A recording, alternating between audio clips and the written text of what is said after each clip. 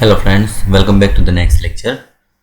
જે વિવિધતા અને તેના સંરક્ષણ જે છે એના અંતર્ગત આજનો સૌથી important topic importance and loss of biodiversity, મતલબ કે જે વિવિધતા જે છે એનું મહત્ત્વ શું છે અને તેનો નાશ જે છે કઈ રીતે થયો છે, કયા કયા જે વિવિધતા જે છે એનો નાશ અત્યાર સુધીમાં થઈ ગયેલો છે.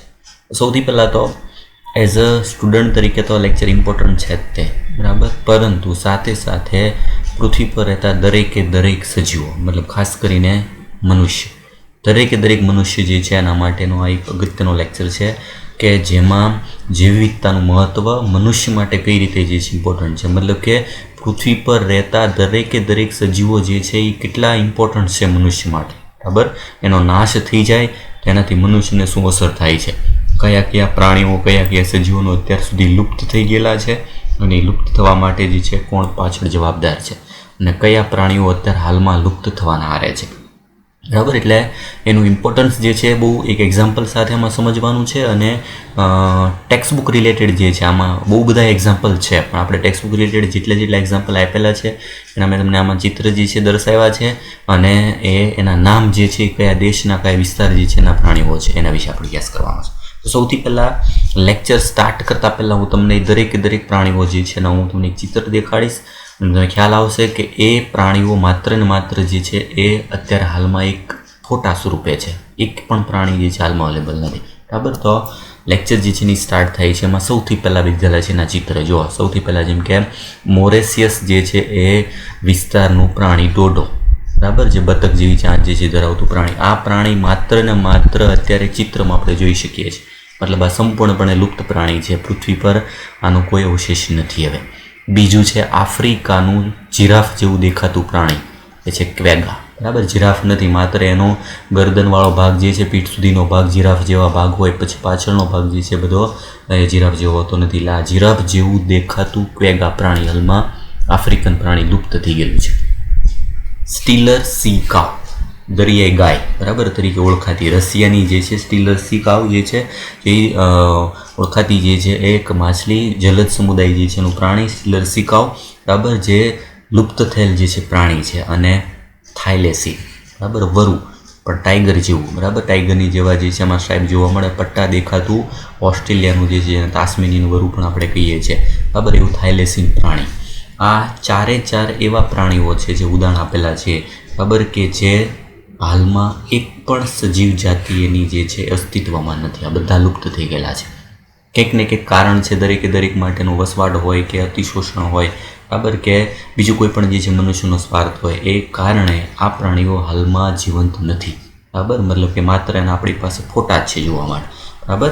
ઉપરાંત મોરેશિયસ, આફ્રિકા, રશિયા અને ઓસ્ટ્રેલિયા તો છે જ, સાથે સાથે સૌથી ઇમ્પોર્ટન્ટ ઇન્ડિયાની જાતિ, જો ઇન્ડિયાની વાઘની 3 ઉપજાતિ ભારતની, જાવાન, બાલી અને કેસ્પિયન, બરાબર. બાલી, જાવાન અને વાઘની જે છે આ 3 ઉપજાતિ, 3 ઇન્ડિયન જાતિ છે જે હાલમાં લુપ્ત થઈ ગઈ છે, બરાબર. મતલબ કે જે એક સમય હતો કે જેમાં ઇન્ડિયા જે છે એમાં વાઘ જે છે એની મોટાભાગની બધી જાતિઓ જે છે ટાઈગરની જાતિઓનો એક દેશ ગણાતો હતો, એમાંની 3 જાતિઓ શિકારના લીધે જે છે આ નાશ થઈ ગઈ છે, બરાબર. 3 નામ છે બાલી, જાવાન અને કેસ્પિયન, આ 3 જાતિઓ હાલમાં લુપ્ત થઈ ગઈ છે. એટલે રેફરન્સ માટે જે છે લુપ્ત જાતિઓમાં મેં દર્શાવેલું છે કે now there are only 6 subspecies of tiger left. દુનિયામાં ટોટલ 9 ઉપજાતિના વાઘ જે છે આખા વર્લ્ડમાં, યાદ રાખજો, બરાબર. એમાંના અત્યારે માત્ર ને માત્ર જે છે 6 જે છે જાતિ, ઉપજાતિ છે હાલમાં અવેલેબલ છે. આ 3 જાતિ જે ચોકડી મારેલી છે, જાવાન, કેસ્પિયન અને બાલી, આ 3 જાતિ જે છે નાશ થઈ ગઈ છે અને બાકીની 6 જે છે વધી છે આખા વર્લ્ડમાં. બેંગાલી ટાઈગર, ઇન્ડો ચાઇનીઝ જે છે, સાઉથ ચાઇના, સાઇબેરિયન, સુમેત્રિયન અને મલાયન, આટલા વાઘની જાતિ છે હાલમાં, બરાબર. એમાં ઘણા જે છે અત્યારે લુપ્ત થવાના જે છે આરે આપણે આવી ગયા છે, મતલબ આ 3 જાતિઓ જે ઇન્ડિયન જાતિઓ છે 3 એ નાશ થઈ ગઈ છે. નામ યાદ રાખવાના છે ભારતની જે છે વાઘની 3 ઉપજાતિઓ, કેસ્પિયન, બાલી અને જાવાન. ઓસ્ટ્રેલિયાનું થાઇલેસીન પ્રાણી, રશિયાનું સ્ટીલર સી કાઉ, આફ્રિકાનું ક્વેગા અને મોરેશિયસનું ડોડો. આ બધા પ્રાણીઓ લુપ્ત થઈ ગયેલા છે. બરાબર, આ લુપ્ત થઈ ગયા છે એની કરતાં સૌથી વધારે જે છે ડેન્જર ન્યૂઝ આપણા માટે એ છે કે હજારો બીજા પ્રાણીઓ અત્યારે લુપ્ત થવાના આરે છે. બરાબર, તમે ગૂગલમાં સર્ચ મારશો તમને ખ્યાલ આવશે.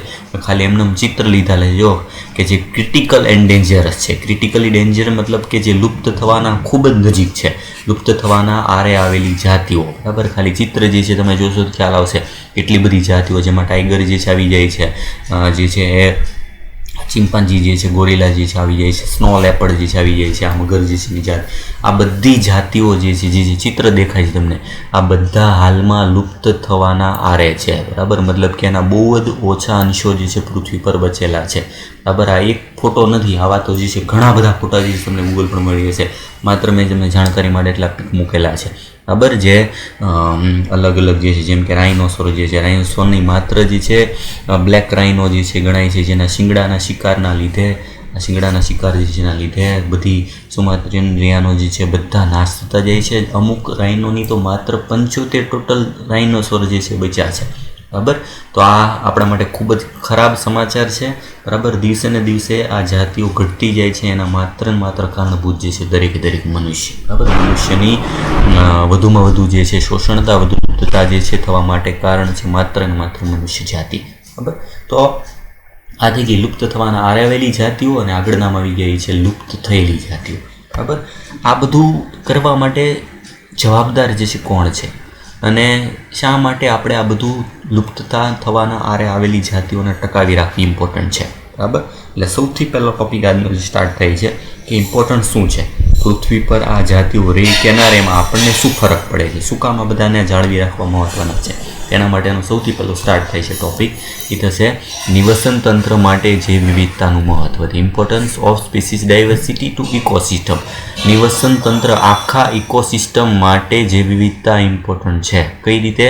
ઉદાહરણ સાથે જે સમજાવેલું છે, બહુ ઇમ્પોર્ટન્ટ જે છે આમાં નથી, એક વૈજ્ઞાનિક નામ જ ખાલી એક્ઝામ અનુલક્ષીને યાદ રાખવાનું છે. ફટાફટ જોઈ લેજો. શું કોઈ સમુદાયમાં જાતિની સંખ્યા ખરેખર નિવસન તંત્રની કામગીરી માટે મહત્વપૂર્ણ બાબત છે? એક સવાલ છે કે જેના પરિસ્થિતિવિદો માટે ચોક્કસ જવાબ આપી શક્યા નથી. ઘણા દાયકાઓ સુધી પરિસ્થિતિવિદો માનતા હતા કે વધુ જાતિ ધરાવતા સમુદાયો સામાન્ય રીતે ઓછી જાતિ ધરાવતા સમુદાય કરતાં વધારે સ્થિર વલણ ધરાવે છે. બરાબર, મતલબ સૌથી પહેલો પ્રશ્ન થાય, કોઈ પણ જાતિની સંખ્યા વધે કે ઘટે એનાથી આપણને શું કાંઈ ખરેખર ફરક પડે છે? તો એક જૈવિક સમુદાય માટે સચોટ સ્થિરતા શું છે? કઈ જાતિ સ્થિર જે છે એવું આપણે ગણી શકીએ? એક સ્થિર સમુદાય તેની ઉત્પાદકતામાં વર્ષે ઘણો ફેરફાર થવો જોઈએ નહીં. તે સમયે આવનાર અવરોધો માટે પ્રતિરોધક કે પ્રસંગોપાત, કુદરતી કે માનવ સર્જિત સામે કોઈ પણ જે છે ડિસ્પર્સની સામે પ્રતિકારક અથવા તો સ્થિતિસ્થાપક હોવું જોઈએ. કોઈ પણ જાતિ સ્થિર ક્યારે રહી શકે? તેમાં તો વર્ષે થોડો ફેરફાર થવો જોઈએ. બરાબર, સમયે જે આવનાર અવરોધો એની સામે ટકી રહેવું જોઈએ. કુદરતી કે માનવ સર્જિત કોઈ પણ આફત આવતી હોય તેની સામે એ સ્થાયી જે છે રહેવું જોઈએ. તે વિદેશી જાતિઓ દ્વારા આક્રમણ થાય તેની સામે પ્રતિરોધક હોવું જોઈએ, જેની સામે લડી શકવું જોઈએ. આ બધું જો હોય તો એ જાતિ ટકી શકે. જેમ કે આપણે જાણીએ છીએ કે ડાયનોસોર જે છે એનાથી વધુમાં વધુ જે છે વિકરાળ કે વધુ મોટા કદના જે છે કે ડેન્જર પ્રાણીઓ કોણ હતા? કોઈ નથી. તેમ છતાં તે જાતિ નથી, એ નાશ થઈ ગઈ છે. તેનું કારણ શું છે? તો કંઈક ને કંઈક એવું કારણ છે. બરાબર, એ ટકી નહીં શકી હોય, એની પ્રજનન ક્ષમતા જે છે એનો અભાવના લીધે કે એને યોગ્ય જે છે વાતાવરણ અનુકૂલન નહીં મળ્યું હોય એના લીધે જાતિ આજે નથી. બરાબર, એટલે આપણે જાણતા નથી કે આ લક્ષણો સમુદાયમાં જાતિ સમૃદ્ધિ સાથે કઈ રીતે જોડાયેલા છે. સૌથી પહેલું નામ આવે છે ડેવિડ ટિલમેન. વૈજ્ઞાનિકનું નામ યાદ રાખવાનું છે. અને શું કીધું છે જો, ડેવિડ ટિલમેનના પ્રયોગશાળાની બહાર ભૂખંડો પર કરવામાં આવેલા લાંબા સમયના પ્રયોગો. ડેવિડ ટિલમેન નામના વૈજ્ઞાનિકે લેબની બહાર જે છે જે ખુલ્લા વિસ્તારો હોય એમાં પ્રયોગો કર્યા નિવસનતંત્રના, અને આ પ્રયોગો પર કામચલાઉ એક જવાબ જે છે આપ્યા. અને શું કીધું જો, તો આ સ્ટેટમેન્ટ યાદ રાખવાનું છે. ડેવિડ ટિલમેન જે છે એના સાથે સંકળાયેલા જે છે કયા મુદ્દા છે? ડેવિડ ટિલમેનને જોવા મળ્યું કે વધુ જાતિઓ ધરાવતા ભૂખંડો એ કુલ જૈવભારમાં વર્ષે ઓછો ફેરફાર દર્શાવતા હતા. જે જાતિઓની સંખ્યા વધુ હતી ભૌગોલિક વિસ્તારમાં, તે કુલ જૈવભારમાં વર્ષે ઓછો ફેરફાર દર્શાવતા. મતલબ કે એની જે કુલ જૈવભાર મતલબ કે એમાં રહેલી જે છે એ ખોરાક સંગ્રહ કરવાની ક્ષમતા, એની અંદરનો જે છે બાયોમાસ, તેઓએ તેમના પ્રયોગોમાં એ પણ દર્શાવ્યું કે વધતી જતી વિવિધતા તેની ઉચ્ચ ઉત્પાદકતામાં ફાળો આપ્યો હતો. જેમ જેમ વિવિધતા વધતી જતી હતી તેમ એની પ્રોડક્ટિવિટી ઉત્પાદકતા જે છે વધતી જતી હતી. બરાબર. દાખલા તરીકે વનસ્પતિ છે તો ખોરાક સંગ્રહ તરીકે સ્ટાર્ચનો સંગ્રહ કરે. વનસ્પતિને ખાનારા પ્રાણી હોય તો પ્રાણીના શરીરમાં જે ખોરાક દાખલ થશે, જે ઉર્જા સંગ્રહ થશે એને કહેવાય એની ઉત્પાદકતા. તો જેમ જેમ વિવિધતાઓ વધતી જતી તેમ એની ઉત્પાદકતા વધતી જતી, મતલબ એ વધુ અનુકૂલિત જે છે એ થતા જતા હતા. એવું ડેવિડ ટિલમેન નામના વૈજ્ઞાનિકે કીધું. વૈજ્ઞાનિકનું નામ ટેક્સ્ટ બુકને અનુલક્ષીને યાદ રાખવાનું છે. બરાબર. છતાં પણ આ ફાઇનલ આન્સર નથી. એટલે જો તેમ છતાં આપણે સંપૂર્ણપણે જાણી શકતા નથી કે જાતિ સમૃદ્ધિ કઈ રીતે નિવસન તંત્રને સારું કે તંદુરસ્ત બનાવી રાખવામાં સહયોગ આપે છે. પહેલાં ડેવિડ ટિલમેને એવું કીધું કે જેટલી જાતિ વિવિધતા વધુ હશે એટલી ઉત્પાદકતા વધુ હશે. ઉત્પાદકતા વધુ હશે એટલે ઇનડાયરેક્ટલી બહુ સાદી ભાષા મૂકો તો દરેકે જે સજીવોને ખોરાક પૂરતો મળતો રહેશે અને એનાથી જ આખું જીવનચક્ર બધાનું જે છે ચાલતું રહેશે. આહાર ઝાડથી સંકળાયેલા હોય.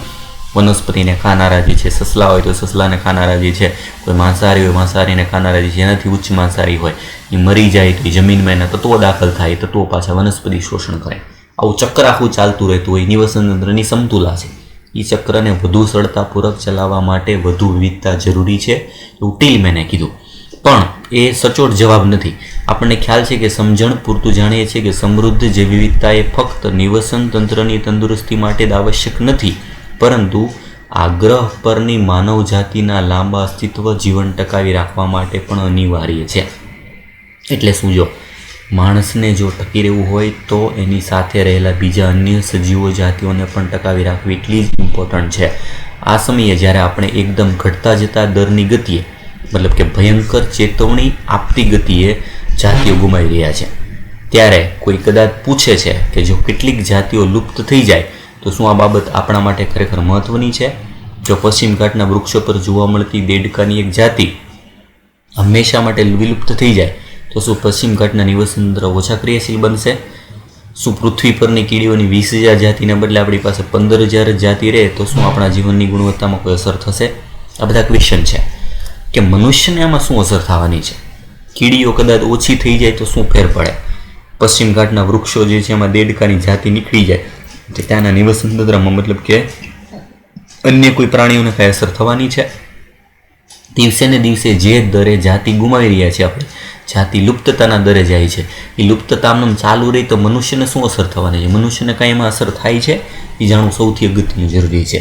આ સમજાવવા માટે એક સૌથી સારામાં સારું બેસ્ટ જે છે એક્ઝામ્પલ આપેલું છે. એક્ઝામ્પલ જોઈએ જો કે કઈ રીતે મનુષ્ય સાથે પણ આખા વિશ્વમાં રહેલી બધી જાતિઓ જે છે સંકળાયેલી છે. તો આવા સરળ પ્રશ્નના સીધા કોઈ જવાબ નથી, પણ સ્ટેનફોર્ડના એક પ્રકૃતિવિદ, બરાબર, પરિસ્થિતિવિદ પોલ એલરિક, યાદ રાખજો, પોલ સ્ટેનફોર્ડ ઇકોલોજીસ્ટ પોલ એલરિક જે છે એણે એક એક્ઝામ્પલ આપ્યું, બરાબર. એના દ્વારા કરવામાં આવેલી એક સાદૃશ્યતા, મતલબ કે એણે એક આપણી પાસે એક ઉદાહરણ રજૂ કર્યું. ધ રિવેટ પોપર પૂર્વધારણા, ધ રિવેટ પોપર હાઇપોથેસિસ નામ યાદ રાખજો. રિવેટ પોપર હાઇપોથેસિસ શેના માટે છે? તો જે વિવિધતાનું ઇમ્પોર્ટન્સ જે છે મનુષ્ય સાથે કેટલું છે એ સમજવા માટે, બરાબર. કોણે આપેલું છે? પોલ એલરિક, વૈજ્ઞાનિકનું નામ યાદ રાખવાનું છે, જે સ્ટેનફોર્ડના એક પરિસ્થિતિવિદ છે. એણે શું કીધું જો બહુ સિમ્પલ સાદી ભાષામાં સમજાય જેવું એક ઉદાહરણ આપ્યું. તેના દ્વારા આપણે યોગ્ય વિચાર કે પરીક્ષા, મતલબ એક પર્સપેક્ટિવ જે છે વિકસિત કરી શકીએ, એક આપણે એક ઉદાહરણ જે છે રજૂ કરી શકીએ. જેમ કે એમણે એવું કીધું એક વિમાન જેવા નિવસન તંત્ર, જેમાં નિવસન તંત્ર એક વાયુયાન જેવું છે, જેમાં આપણે મુસાફરો જેવા છે. એક વિમાન મતલબ કે આખી પૃથ્વી, વિમાનની અંદર બેઠેલા પેસેન્જરો એટલે એની અંદર રહેલી આપણી અલગ અલગ જાતિઓ, જેમાં મનુષ્યનો પણ સમાવેશ થઈ ગયો, ના બધા જ ભાગોને હજારો ખીલીઓના ઉપયોગ દ્વારા એકસાથે જોડવામાં આવે છે. એવું કીધું કે વિમાન બનાવવા માટે હજારો જે છે ખીલીઓની જરૂર પડે, સ્ક્રૂની જરૂર પડે, બોલ્ટની જરૂર પડે, રિવેટ. એ એક બોલ્ટ જે છે એ પૃથ્વી પર આવેલી અલગ અલગ એક જાતિઓ છે, બરાબર. એવું માની લો જો વિમાનના દરેક મુસાફરો તેમાં રહેલી એક ખીલી ખોલીને તેમના ઘરે લઈ જવાનું શરૂ કરે અને આવી રીતે જાતિ લુપ્ત થાય છે, તો ત્યારે શરૂઆતમાં તો વિમાનની સુરક્ષાને કોઈ અસર નહીં થાય, મતલબ એક્ટિવ રહેશે. શું કીધું? જેટલા પણ પેસેન્જરો વિમાનમાં બેસે છે એવું ધારે કે આપણે એક ખીલી સ્ક્રૂ કાઢતા જઈએ રિવેટ, તો વિમાનને શું ફેર પડી જવાનો? પેલા ખુરશીની જે છે ખીલીઓ કાઢશે, કાચની કાઢશે, આ બધી જે છે નજીક અંદરની બાજુની જે ખીલીઓ બધી કાઢીને ઘરે જતા રહેશે, તો વિમાનને કોઈ શરૂઆતમાં તકલીફ નહીં થાય. પરંતુ જો વધુને વધુ ખીલીઓ ખોલી દેવામાં આવે કે દૂર કરવામાં આવે ત્યારે કેટલાક સમય પછી વિમાન જોખમી રીતે ભાંગી પડશે, ક્રેશ થઈ જશે. શું આ દર્શાવે છે કે ખીલીઓ શરૂઆતમાં કાઢીને ઘરે જતા રહ્યો, એનો મતલબ એવો છે કે નિવસનતંત્રની અમુક જાતિ લુપ્ત થતી જાય છે. એ જાતિ આપણે કાયમી માટે નાખી દીધી છે, એનાથી નિવસનતંત્રને શરૂઆતમાં નુકસાન નહીં થાય, પણ જ્યારે એની સંખ્યા અમુક લિમિટથી વધી અને એવી ઇમ્પોર્ટન્ટ અમુક ખીલીઓ હશે, એ જાતિઓ છે, એની આપણે દૂર કરી દઈશું તો એનાથી આખું નિવસનતંત્ર જે છે જોખમાઈ જશે, એની એક સમય ભાંગી પડશે. સાથે સાથે એ પણ મહત્વનું છે કે કયો રિવેટ કાઢી નાખવામાં આવ્યો છે, ખીલી ક્યાંથી કાઢી છે, સૌથી વધારે ઇમ્પોર્ટન્ટ છે અને અંતિમ જોખમી હોઈ શકે છે. બરાબર, મતલબ એક એવી ખીલી કે જેને કાઢી નાખવાથી આખું નિવસનતંત્ર એક ખીલીથી આખું વિમાન ક્રેશ થઈ શકે. તો પૃથ્વી પર એવી કેટલીક ચોક્કસ જે છે એ ચાવીરૂપ જાતિઓ પણ છે. બરાબર, કે જે જાતિઓ નાશ થઈ જાય તેનાથી એક સમયે આખું નિવસનતંત્ર જે છે એ તૂટી જશે. બરાબર, વિમાનની અંદરની બાજુની બેઠકો કે બારી પરના થોડા રિવેટ નુકસાની કરતાં તેની પાંખો પરના રિવેટની ખોટ કે નુકસાની વધુ હશે. બરાબર, જેમ કે એ પાંખો પર રહેલી રિવેટને શું નામ આપવામાં, એટલે કે ચાવીરૂપ જાતિઓ કે જે નિવસનતંત્રની મુખ્ય ક્રિયાવિધિને સંચાલિત કરે છે. બરાબર, સ્વાભાવિક છે કે વિમાનના કોઈ પણ સ્ક્રૂને કાઢી નાખો તો બહુ અસર નહીં થાય, પણ જો એની પાંખના સ્ક્રૂને કાઢી નાખશો, એની પાંખ જે છે એ નબળી પડી જશે તો એ વિમાનને તૂટતા વાર લાગશે નહીં. એમ પૃથ્વી પર જેટલી જાતિઓ છે એ જાતિમાં અમુક ચાવીરૂપ જાતિઓ છે ખાસ. બરાબર, જે ઇમ્પોર્ટન્ટ જાતિઓ, જો એ જાતિઓ નાશ થવાની ચાલુ થશે તો એક સમય એવો આવશે કે જ્યારે આખું નિવસનતંત્ર જે છે ભાંગી પડશે. મતલબ પૃથ્વી પર આવેલા દરેક સજીવોને ડાયરેક્ટલી કે ઇનડાયરેક્ટલી અસર થવાની છે. દેખી રીતે આવા વિમાન જે છે એમાં પાંખની ચાવીઓ જે છે સ્ક્રૂ માટેની સલામતી માટે ગંભીર જોખમ છે.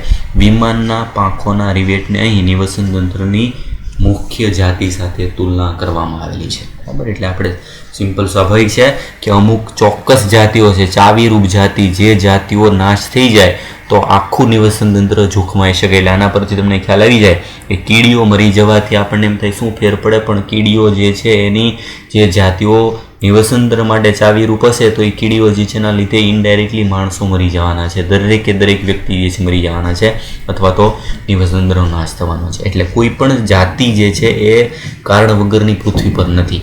જ્યાં સુધી જે બહુ ઇમ્પોર્ટન્સ નથી નીકળે ત્યાં સુધીની અસર નથી થવાની, પણ જ્યારે કોઈ ચાવીરૂપ જાતિ જે છે નીકળી જશે ત્યારે એની અસર 100% જે છે પૃથ્વી પર થવાની છે. એટલે આ થઈ ગયું નિવસનતંત્ર જે છે એનામાં ઇમ્પોર્ટન્સ શું છે. બરાબર, જાતિ વિવિધતા કઈ રીતે ઇમ્પોર્ટન્ટ જે છે તે. બરાબર, હવે એ બધું આપણે વિચાર્યા વગર જે જાતિઓનો નાશ થઈ રહ્યો છે એટલે એના પછીનો ઇમ્પોર્ટન્ટ, હવે એક્ઝામને અનુલક્ષીને ઇમ્પોર્ટન્ટ ટોપિક, જૈવ વિવિધતાની ક્ષતિ નુકસાની, લોસ ઓફ બાયોડાયવર્સિટી, જૈવ વિવિધતાનો નાશ, કઈ રીતે કેટલી જાતિઓ નાશ થઈ છે, એના કારણો શું છે, ખાસ કરીને ઇમ્પોર્ટન્ટ આમાં નામ. જ્યારે કોઈ નવી જાતિઓનો પૃથ્વી પર ખજાનામાં ઉમેરો જાતિ ઉદ્ભવ દ્વારા કરવામાં આવે ત્યારે તે શંકાસ્પદ લાગે છે, પરંતુ તેમના સતત નિરંતર નુકસાન વિશે કોઈ શંકા નથી. આપણા ગ્રહની જૈવિક સંપદા ખૂબ જ ઝડપથી ઘટી રહી છે અને આક્ષેપિત આંગળીઓ સ્પષ્ટપણે માનવ પ્રવૃત્તિઓ તરફ ચીંધાઈ રહી છે. બરાબર, કોઈ કહેતું નથી પણ જેટલી જાતિઓ નાશ થાય છે એમાં ડાયરેક્ટલી કે ઇનડાયરેક્ટલી માણસનો જ જે છે હાથ છે. બરાબર, માનવ પ્રવૃત્તિઓના લીધે જ જાતિઓ નાશ થઈ રહી છે, જે ઝડપી જે દરેક જાતિ વિવિધતાનો નાશ થાય છે બધા માટે જવાબદાર. માનવીઓ દ્વારા ઉષ્ણકટિબંધીય પ્રશાંત વિસ્તારના બરફ આચ્છાદિત ટાપુઓ ટ્રોપિકલ પેસિફિક આઇલેન્ડના વસાહતીકરણના કારણે ત્યાંના સ્થાનિક પક્ષીઓની 200થી વધુ જાતિ લુપ્ત થઈ ગઈ છે. જો એક્ઝામ્પલ ચાલુ થયા, માણસે જે બરફ વિસ્તારનો જે આઇલેન્ડ હતો ત્યાંય બાકી નથી રાખ્યું, ત્યાં એને કોલોની ચાલુ કરી, વસાહતીકરણ, ત્યાં સોસાયટી ચાલુ કરી. ત્યાંના વસાહતીકરણના કારણે જે સ્થાનિક જાતિઓ હતી આઇલેન્ડની બરફ પરની, ત્યાંની 200થી વધુ પક્ષીની જાતિ લુપ્ત થઈ ગઈ બહુ જ ઓછા સમયમાં. આઈયુસીએન જે છે આગળ આવી ગયું છે, એક રેડ લિસ્ટ તૈયાર કરે છે. આઈયુસીએન રેડ લિસ્ટ 2004ના દસ્તાવેજી પુરાવા પ્રમાણે, રેડ લિસ્ટ એના માટે યાદ રાખજો કે જે જાતિઓ નાશ થઈ ગઈ છે અથવા તો જે જાતિ નાશ થવાની છે, બરાબર, એના માટેનું લિસ્ટ બહાર પાડતી એક સંસ્થા. લિસ્ટનું નામ શું છે? Red list. આ રેડ લિસ્ટમાં આવેલા સજીવોના નામ કે જાતિના નામ જે સંપૂર્ણપણે લુપ્ત થયેલી જાતિઓ દર્શાવે છે. આ પુરાવા પ્રમાણે પાછલા 500 વર્ષોમાં 784 જાતિઓ, જો યાદ રાખજો બહુ વધારે કહેવાય, છેલ્લા 500 વર્ષોમાં 784 જાતિઓ, જેમાંની 338 પૃષ્ઠવંશી છે, 359 અપૃષ્ઠવંશી છે અને 87 વનસ્પતિની જાતિ સમાવેશ છે જે લુપ્ત થઈ ગઈ છે. આંકડા યાદ રાખવાના છે. IUCN 2004ના રેડ લિસ્ટ પ્રમાણે છે. હજી અત્યારે તો 2020 પ્રમાણે રેડ લિસ્ટ બહાર પડે તો એમાં ઘણી બધી જાતિઓનો ઉમેરો થયો હશે, બરાબર, કારણ કે કેટલી હદે જે છે આ ઝડપથી દર નાશ થાય છે. તો આ 2004ના જે છે લિસ્ટ પ્રમાણે ટોટલ 500 વર્ષોમાં 784 જાતિ લુપ્ત થઈ ગઈ, એના આંકડા યાદ રાખવાના છે. એમાં તાજેતરની જે હમણાંની લુપ્ત જાતિઓ જે મેં તમને શરૂઆતમાં ચિત્ર દેખાડ્યા, બરાબર, એના કેટલાક ઉદાહરણમાં ડોડો, મોરેસિયસ જે છે વિસ્તારનું પ્રાણી બતક જેવું દેખાતું ડોડો, આફ્રિકન પ્રાણી ક્વેગા, ઓસ્ટ્રેલિયન જે છે વરુ જેવું દેખાતું પ્રાણી થાઇલેસીન, રશિયાનું સ્ટીલર સી કાવ અને વાઘની 3 ઉપજાતિ બાલી, જાવાન અને કાસ્પિયન જે ઇન્ડિયાની છે, બરાબર, જે હાલમાં તાજેતરની લુપ્ત થયેલી જાતિઓ છે. એટલે ફરીથી તેમના ચિત્ર જે છે દેખાડે તમને, બરાબર, કે જે હાલમાં લુપ્ત થયેલી જાતિઓ છે. સાથે એનો વિસ્તાર યાદ રાખવાનો છે. મોરેસિયસ ડોડો, આફ્રિકન ક્વેગા, રશિયાની સ્ટીલર સી ગાવ, ઓસ્ટ્રેલિયાનું થાઇલેસીન પ્રાણી અને વાઘની 3 ઉપજાતિઓ જાવાન, બાલી અને કેસ્પિયન જે ઇન્ડિયાની છે, જે હાલમાં જ લુપ્ત થઈ ગયેલી જાતિઓ છે, બરાબર. છેલ્લા 20 વર્ષો જ 27 જાતિના અદૃશ્ય થવાના સાક્ષી બન્યા છે. જો તમે વિચારો, ખાલી 20 વર્ષમાં 27 જાતિનો નાશ થવો એટલે ખૂબ જ ખરાબ બાબત કહેવાય. જે દરે જાતિ વિવિધતાનો નાશ થાય છે, આ જાતિ વિવિધતા જો અમને ચાલતી રહેશે, બરાબર, તો આપણા માટે એક બહુ ભયંકર જે છે બાબત છે. અહેવાલોનું કાળજીપૂર્વક આંકડાકીય પૃથ્થકરણ દર્શાવે છે કે સમગ્ર વર્ગકોનું વિલોપન એ યાદચ્છિક નથી. જેમ કે ઉભયજીવીઓ જેવા કેટલાક જૂથો લુપ્ત થવા માટે વધુ સંવેદનશીલ લાગે છે. મતલબ કોઈ પણ આખા વર્ગો જે છે એ લુપ્ત નથી થતા, પણ ઉભયજીવીઓ જે છે જેવા લુપ્ત કે જે ઓલરેડી પ્રાણીઓ ઓછા છે, બરાબર, ઉભયજીવીઓ જે છે પ્રાણીમાં સૌથી ઓછા હોય તો ઉભયજીવીઓ છે, એના કેટલાક જૂથ લુપ્ત થવા માટે વધુ સંવેદનશીલ મતલબ મોર વલ્નરેબલ, જે મેં કીધું છે કે જે ભયજનક સ્થિતિમાં છે, એની જાતિઓ નાશ થવાના આરે છે.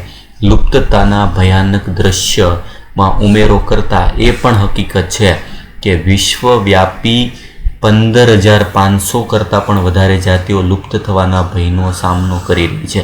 અને આંકડો બહુ જૂનો છે, બરાબર. લુપ્તતાનું આ દર આપણે કાઢીએ, એનાલિસિસ કરીએ તો આખા વર્લ્ડમાં હાલમાં 15,500થી પણ વધુ જાતિ લુપ્ત થવાના આરે છે.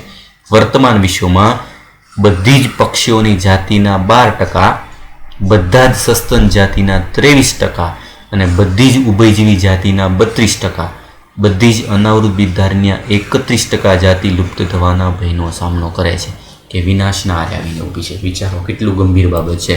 જેટલા વિશ્વની કુલ પક્ષીઓ છે એમાંના 12% પક્ષીઓ, સસ્તનોના 23%, ઉભયજીવીઓના 32%, એટલે જો સૌથી વધુ 32% ઉભયજીવીઓના ચાન્સ છે અને અનાવૃત બીજધારીઓના 31%. આટલી હદે જીવ વિવિધતાનો નાશ થવાનો એક અંદાજ છે જે ભયનો સામનો કરી રહી છે, બરાબર. મતલબ આ ખૂબ જ વધારે ભયંકર બાબત છે.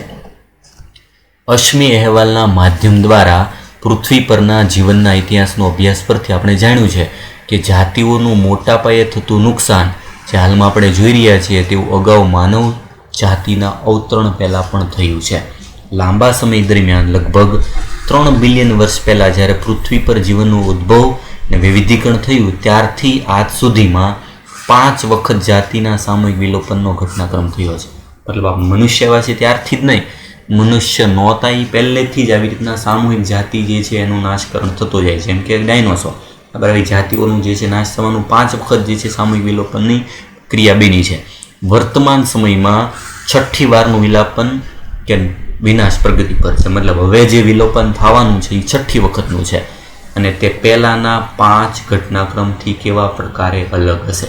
ફરક શું છે? જો ખૂબ ગંભીર બાબત છે. અત્યાર સુધીના સમયમાં જે 5 વાર વિલોપન થયું છે એની સરખામણીમાં 6ઠ્ઠી વાર જે વિલોપન થવાનું છે એ ખૂબ જ ઝડપી દરે થાય છે. તફાવત ફક્ત તેના દરમાં છે. વર્તમાન સમયમાં જાતિઓના વિલોપનનો દર માનવ અસ્તિત્વના પૂર્વ થવાવાળા વિલોપન કરતાં 100થી 1000 ગણો વધારે છે. વિચારો, જેટલી જાતિઓ અત્યાર સુધીમાં નાશ થઈ છે, જે દરે થઈ છે એની કરતાં અત્યારે જે થવાનું છે એ 1000 ગણી વધારે ઝડપે નાશ થઈ રહી છે. આવો આંકડો આપવામાં આવ્યો છે અને આ ઝડપી દર માટે આપણી ક્રિયાવિધિઓ જવાબદાર છે. માત્ર ને માત્ર મનુષ્ય જવાબદાર છે. પરિસ્થિતિવિદોને ચિંતાજનક ચેતવણી કે જો જાતિ ઘટાડવાનો આ વર્તમાન સિલસિલો સતત ચાલુ રહ્યો તો આવતા 100 વર્ષોની અંદર જ પૃથ્વી પરની તમામ જાતિઓની લગભગ અડધા ભાગની જાતિ વિલુપ્ત થઈ જાય. જો આ એક અંદાજ કેટલું ભયાનક છે કે જો આવું ને આવું જ દર ચાલુ રહે તો માત્ર 100 વર્ષોમાં, આવતા 100 વર્ષોમાં પૃથ્વીની અડધી જાતિઓ નાશ થઈ ગઈ હશે. બરાબર, એના માટે માત્ર ને માત્ર જવાબદાર હશે મનુષ્ય. સામાન્ય રીતે કોઈ પ્રદેશમાં જૈવ વિવિધતાને નુકસાન થવાથી શું કારણ હોય? પહેલું કારણ છે વનસ્પતિ ઉત્પાદનમાં ઘટાડો થાય, દુષ્કાળ જેવા પર્યાવરણીય ઉપદ્રવો તરફનું નિમ્ન પ્રતિરોધન, વનસ્પતિ ઉત્પાદકતા, પાણીનો ઉપયોગ અને જંતુ રોગચક્રો જેવી કેટલીક નિવસનતંત્રી પ્રક્રિયાઓમાં પરિવર્તનશીલતા વધવા પામી છે. કોઈ પણ જૈવ વિવિધતાનો નાશ થાય તો આટલી અસરો સૌથી પહેલી થાય. કોઈ પણ પ્રદેશમાં જૈવ વિવિધતાનો નાશ થશે તો વનસ્પતિની ઉત્પાદનમાં એક તો ઘટાડો થશે, દુષ્કાળ આવશે, ઉપદ્રવની સામેનું પ્રતિરોધન નિષ્ક્રિય થતું જશે, વનસ્પતિ ઉત્પાદકતા, પાણીનો ઉપયોગ અને જંતુ રોગચક્રો જે છે આ બધાનું વધતું જશે પ્રમાણ, જેથી કરીને એક જાતિમાંથી બીજી જાતિનો નાશ થવું વધતું જશે. શું કારણ છે જૈવ વિવિધતાના નુકસાનીના મુખ્ય કારણો? તો જાતિ વિલોપનનો વધતો જતો દર વિશ્વ આજે સામનો કરી રહ્યો છે તે માનવ પ્રવૃત્તિના કારણે છે અને તેમાં મુખ્ય 4 કારણો છે. આ 4 કારણોને નામ આપ્યું છે ધ એવિલ ક્વાર્ટેટ. એવિલ મતલબ રાક્ષસ, દુશ્મન. એવા 4 દુશ્મનો એક ઉપશીર્ષક છે, તેમના વર્ણન જે છે આપણે નેક્સ્ટ લેક્ચરમાં કરવાના છે. એવા કયા 4 કારણો છે કે જે વિવિધતાનો સૌથી વધારે નાશ કરી રહ્યો છે? જે સૌથી ઇમ્પોર્ટન્ટ પોઈન્ટ છે, આ જૈવ વિવિધતાના નુકસાનીના કારણમાંથી 100% દર વર્ષે ક્વેશ્ચન પૂછાય છે નીટમાં. બરાબર, યાદ રાખજો, એવરી યર નીટમાં એક ક્વેશ્ચન પૂછાય, આ ટોપિકમાંથી હોય. બરાબર, ધ એવિલ ક્વાર્ટેટ. આ 4 કારણોમાંથી કોઈ પણ એક કારણ જે વિવિધતા અને એની નાશ માટેનું આ એક જે છે બેઠી લાઈન જે છે અમારી પૂછાય છે. બરાબર, કયા એવા 4 કારણો છે જેના લીધે પૃથ્વી પર જે છે સજીવો નાશ થઈ રહ્યા છે? બરાબર, એ મુખ્ય 4 જે છે એ 4ને આપણે ઉદાહરણ સાથે જે છે આગળના લેક્ચર જે છે એમાં સમજવાનું છે. બરાબર, એટલે આમાં ખાસ ઇમ્પોર્ટન્ટ 2 વૈજ્ઞાનિકોના નામ આવ્યા છે, ડેવિડ ટિલમેન અને પોલ એલરીચ જે છે, અને સાથે જાતિ લુપ્ત થઈ ગઈ છે એ બધા પ્રાણીઓના નામ યાદ રાખવાના છે અને એની સાથે એનું વિસ્તારી કયા વિસ્તારના પ્રાણીઓ હતા. બરાબર, બાકીનું આગળના નેક્સ્ટ લેક્ચરમાં જોઈશું.